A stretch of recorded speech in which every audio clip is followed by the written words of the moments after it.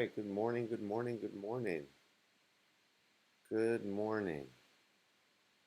Hope everyone's doing well. Welcome.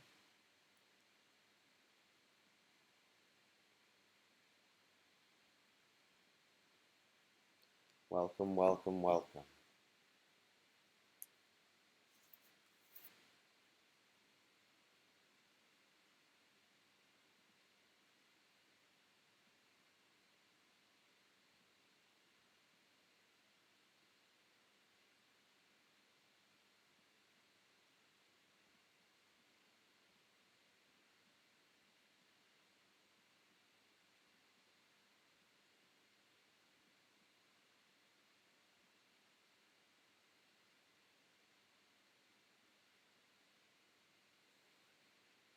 Okay, who's out there? Let's see. Good morning, Gianni. Good morning, Zane. All right. So let's see if this board is working. The obligatory test. Let's see. I don't know what word to put in. What about this? It is not working. Huh.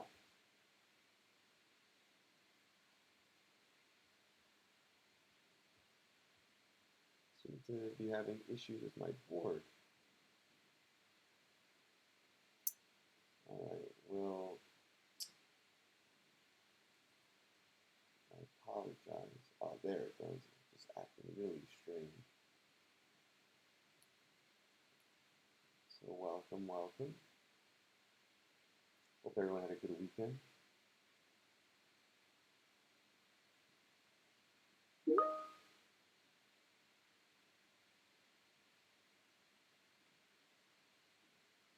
Okay, let's see if this works now. Okay, so we're going to test. Good morning, Liana. We're going to test the board, and I hope you can see this. Gives you an idea of what I'm looking at right now.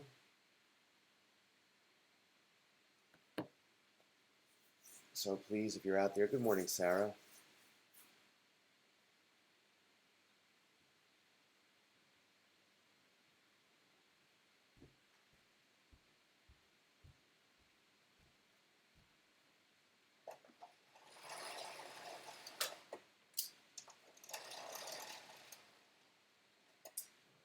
So let's see if our board is working. I hope it is.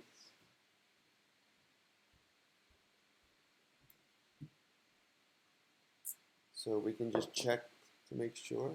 Can't really hear me? Can you hear me now? Poland Spring, yes. Can you hear me? I was far away for a second. Well, not that far. Is it better? Yes. Great.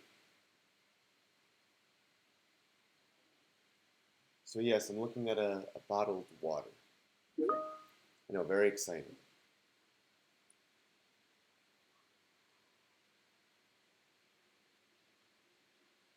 So we'll wait another minute or so. So today is going to be more of a review.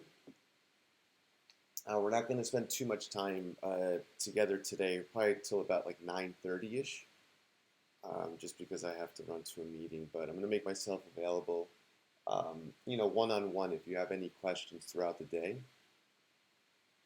Yeah, so I had issues with my computer. I had to do major surgery. My speakers blew basically. So the left speaker was having an issue, and I had to do like massive surgery. I had to take apart the laptop.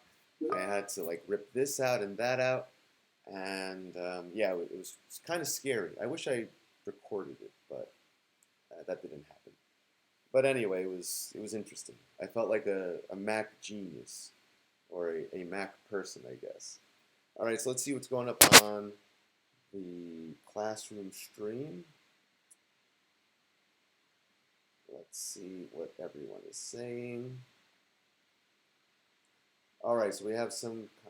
Hi, do I post it on here? Question 41, 26, 26 and 27. Question 38, question 40, question 38. So it seems like 26 and 27 are very popular.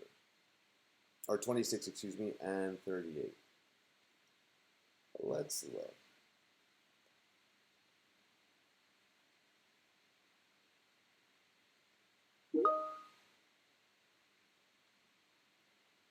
All right, so with initial velocity of 48 feet per second, yeah.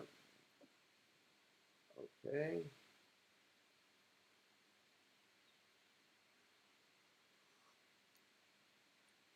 Okay. So we will look.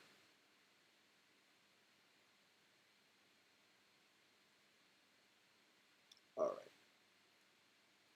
And then so that's 26, and the other one is 38.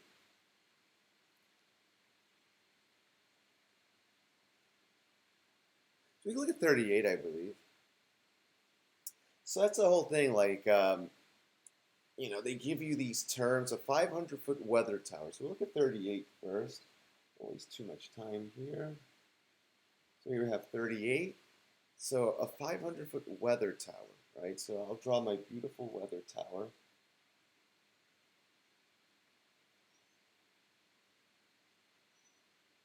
Just in case you didn't know what I was drawing. So now I'm on the board. And use measure wind speed. And it has this wire. So you should look up. So if you see this term that you don't know, so I hope some of you had the interest to look that up. Right? So you should do a search now. So this way you kind of see what's going on. All right? Just type in guy wire. All right? So hopefully you did that. A guy wire, guy line, guy rope. So it's a tension cable designed to add stability to a freestanding structure. So you've seen this before. You've probably seen this with trees, like when they're planting trees. You've seen this with electrical poles, etc. I don't think you ever called it that type of wire, but now you know. So we have this wire, right? So here's the wire. We'll call it lighting guy wire. Okay, and now let's go back to the problem. Has a guy wire attached to 200 feet above the ground. The angle between the wire and the vertical tower is 47 degrees. Approximate the length of the guy wire to the nearest foot. So this is 500, right? So measure wind speed as a guy wire attached to it, 200 feet above the ground. The angle between the wire and the vertical tower is 47 degrees. Approximate the length of the guy wire.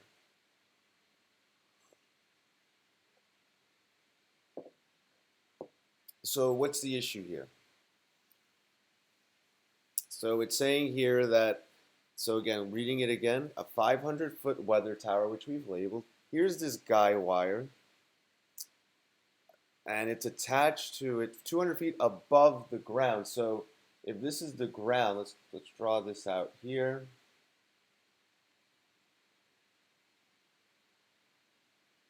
Right, but apparently this wire is attached 200 feet above the ground.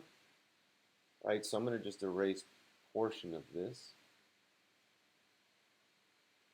I actually like trying to make it a little more accurate. So let's say it's attached here.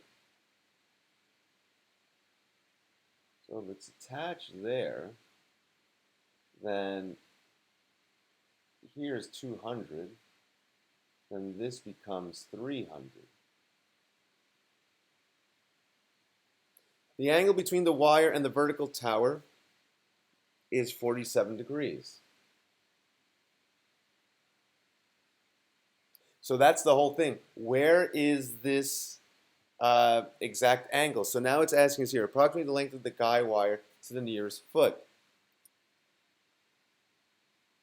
So where do we put this? So if we have here A, B, C, D, right? So the angle between the wire and the tower. So if we look at A, that seems like the wire and the tower are there, right? If we look at B, that portion is not there, right? It's not next to the tower. I'm going to go with what's written here, right? So the angle between the wire and the vertical tower.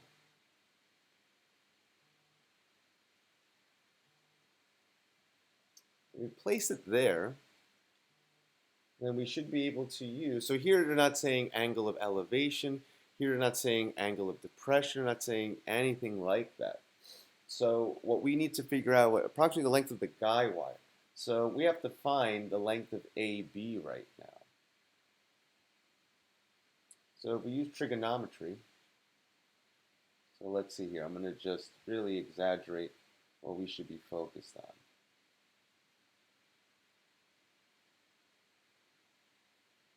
All right, so we're looking at that triangle. So I'm going to just go below that so we isolate what we need to find. So it seems like we're looking for something like this. So this should be 300. This is x and this is 47. So with respect to that angle, right, then we have opposite, adjacent, hypotenuse. So it looks like we're going to be doing cosine of 47, and that would equal to 300 over x. So take a moment to solve for that if you haven't already.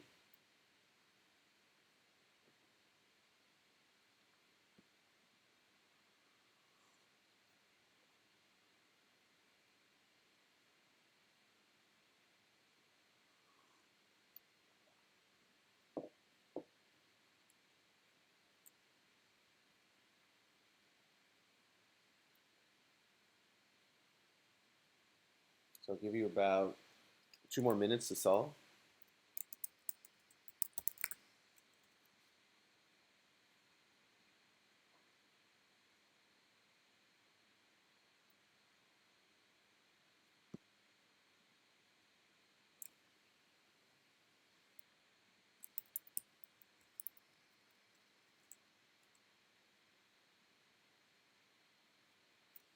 So this is which number again? 38?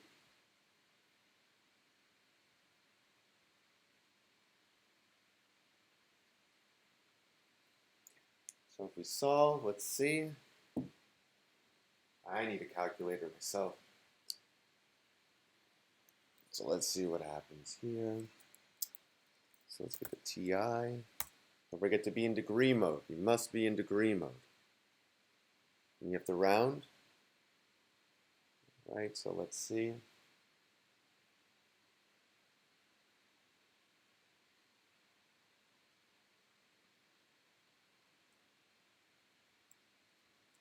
Must be in degree mode. Okay. So here's the thing when you solve it. All right, you cross multiply. So it's x times cosine of 47. That equals to 300, but then you have to divide that. So then you should have 300 divided by cosine of 47. So what do we have here?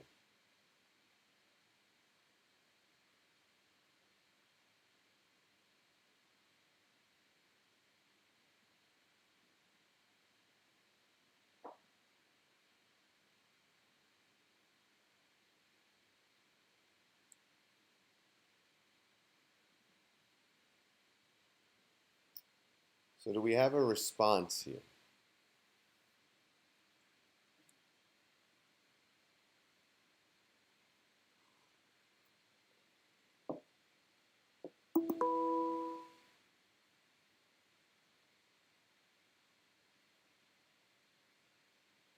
Let's see what's going on out there.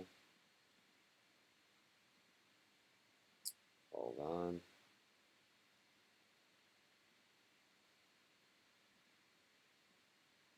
Okay.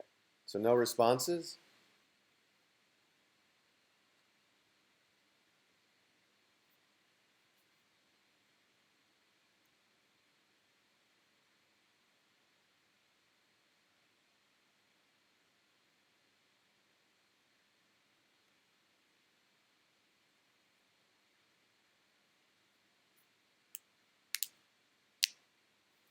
Anyone out there? So looking for a response.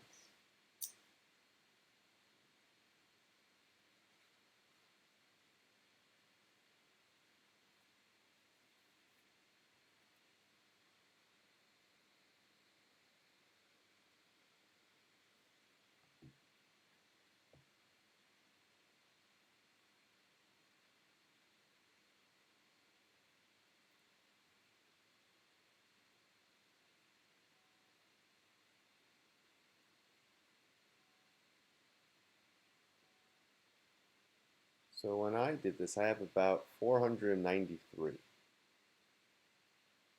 believe that's my response here.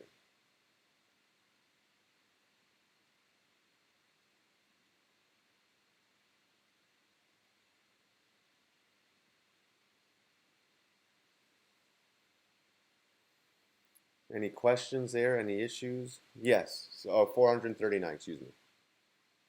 Roughly, or 440. Did anyone get that before this? Or before this explanation?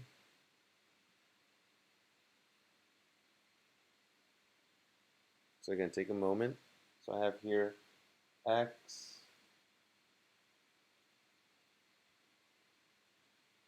is approximately, what do we say, 494. Or sorry,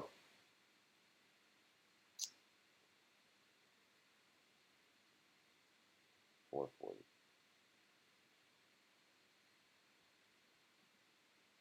So with these, you have to draw them out. And what was a little bit confusing here is it's the wording, where this wire is attached, 200 feet above the ground, angle between the wire and the vertical tower. So all these things you have to draw out properly in order then to solve.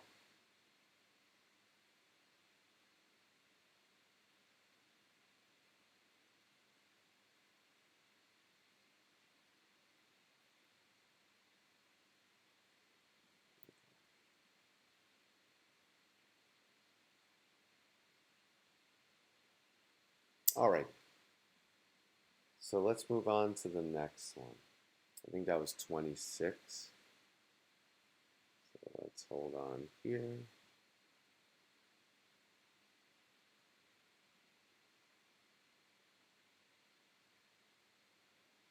So a ball is thrown vertically upwards from the top of a 96-foot tower with an initial velocity of 48 feet per second. So use the function. So here we have this. S of t is equal to negative 16t squared. And now we have some things here. So v sub 0, if you will, and S sub 0. Or v0, s0, if you will. So the initial velocity, right, is this v0. And then the initial height is this s0. So we could substitute what we have right now. Right, so that's what we should do. So why don't we try to substitute in? So again, so instead of v0, which represents what here? Initial velocity. Here we have 48 feet per second.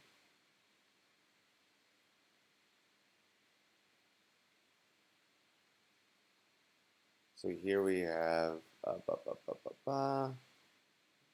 t, right? T, now do they tell us what t is? So t is in seconds already.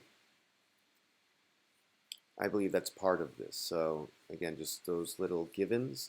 So t is in seconds. The v and s, they're measured in about the same, or they're measured in the same unit of measure, which is in this case feet. So then we would put in, so that's a t, that's not a plus. So 48t, and here we have 96-foot tower. So what I would do if I were you, I would graph this.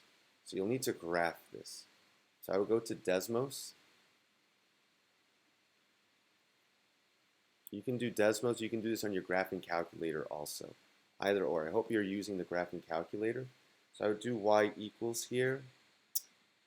You can clear the graph and then throw this in.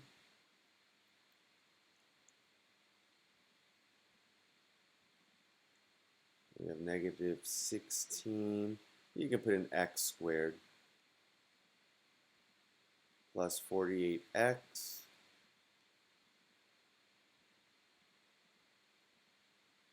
plus 96.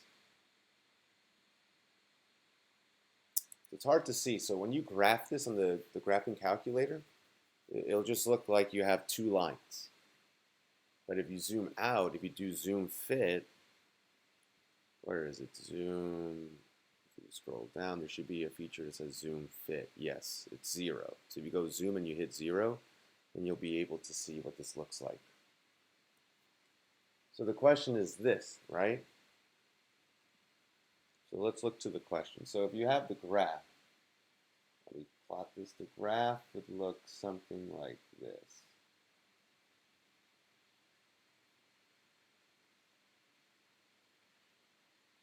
It's poorly drawn. It is extremely poor. But like imagine, right? Here, if I call this point A with this graph, this is where you are and you're tossing or you're launching, right? So you're launching this ball, right? So the question that we're being asked right now is to find the maximum height, right, of this quadratic.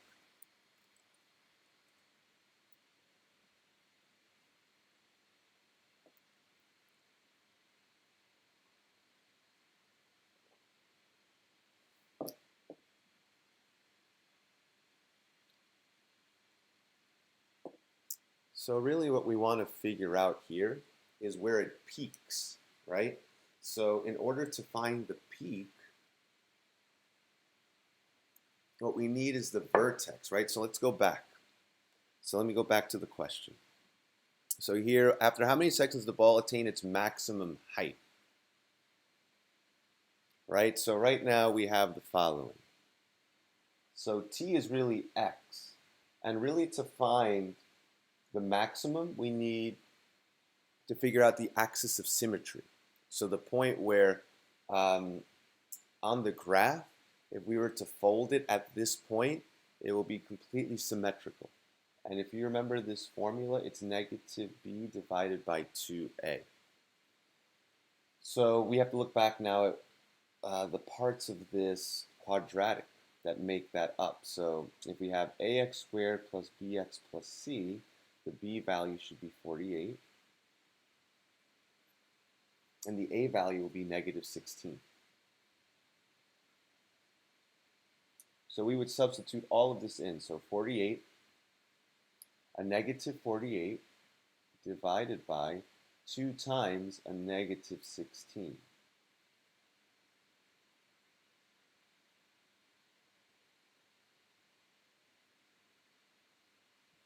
So I would put this in and I would simplify. So take a moment to do that.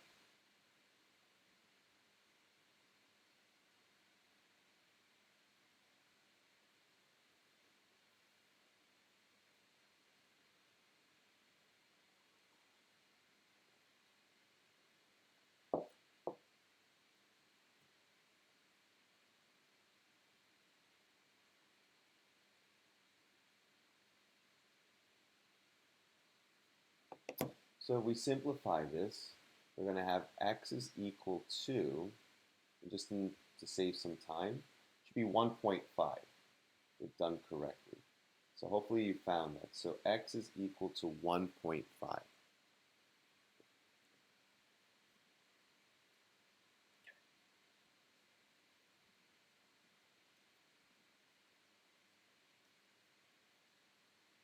Okay.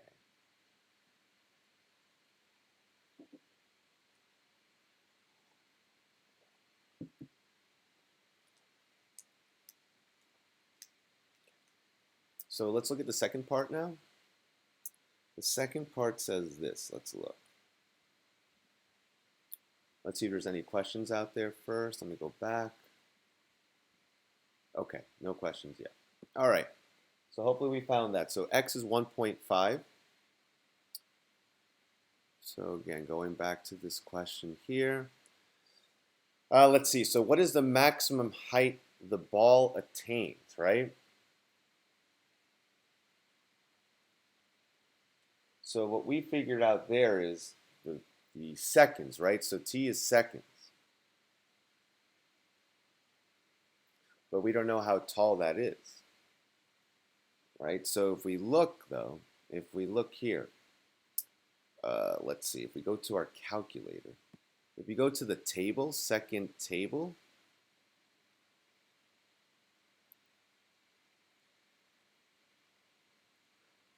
right, it's hard to see. So if you go to second table, you'll have a list of values.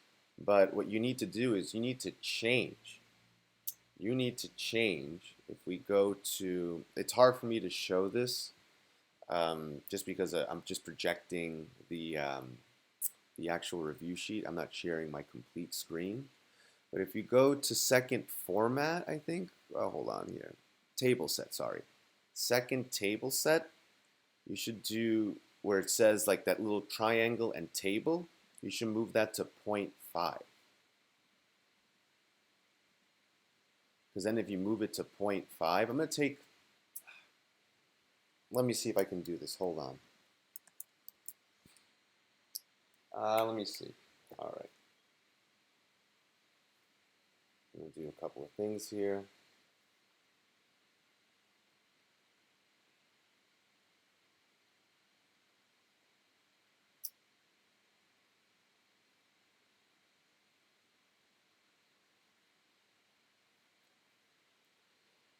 I hope I get that. So anyway, basically what you want to evaluate is this. So once we find 1.5, that's an x value, right? So 1.5 is an x value. We're just looking for the corresponding y value, which represents the amount of feet that this ball is in. Or in the, what's the exact question? Hold on. What is the maximum height the ball attains? Right, so when you launch the ball, how high is it? Basically, after the launch. So 1.5 seconds into this launch, it achieves a maximum height. But what's this maximum height? It should be 132. Let me just double check. Right. And the table will reveal that. So let me just see if I can open up my email. So again, I'm talking to you right now through two computers. That's why this is really difficult. So when I'm on my whiteboard, I'm using some Windows computer. When you're hearing my voice, it's on my Mac.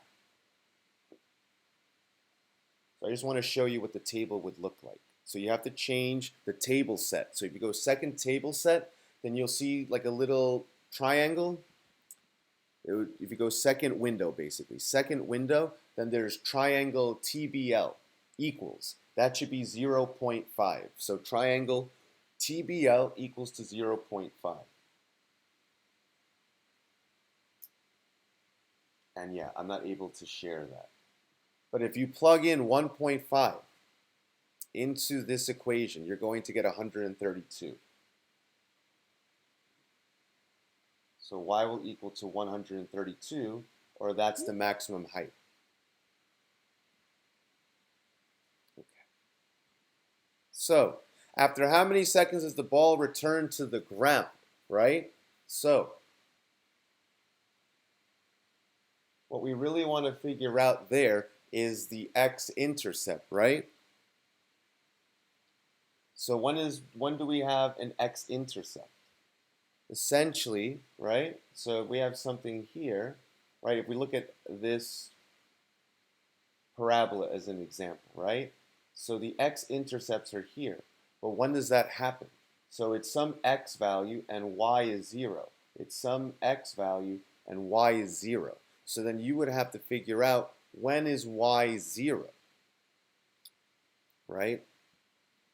So if you go back to second graph, do I have it here? Well, you'd have to solve for this now.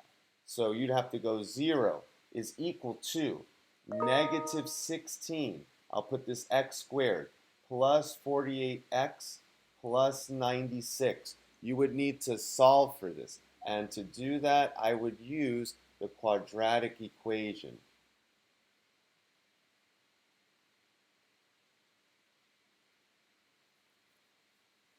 So you're going to have positive and negative values here, right?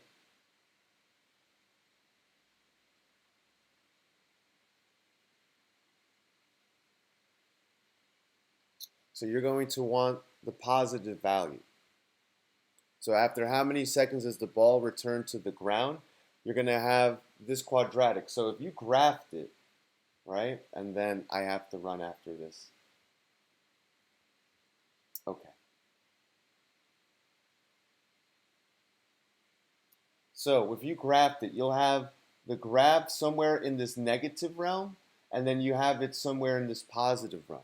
So what you want to do is you want to figure out what the positive value of x is. And if you did this correctly, okay, if this was done correctly, you would have the following value.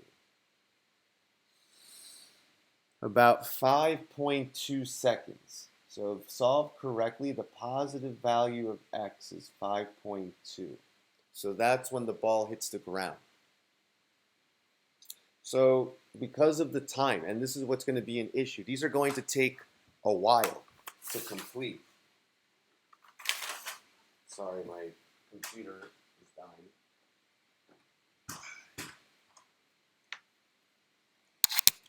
So what I want to do, I want to definitely review more, but the next time that we meet is Friday. If you want, I can make myself available tomorrow, I guess during an office hours, and I think this is what we agreed to during the school year, believe it or not. So I can be available tomorrow. I know it may be hard for you, but I will make time at 7 a.m. tomorrow from 7 to 8.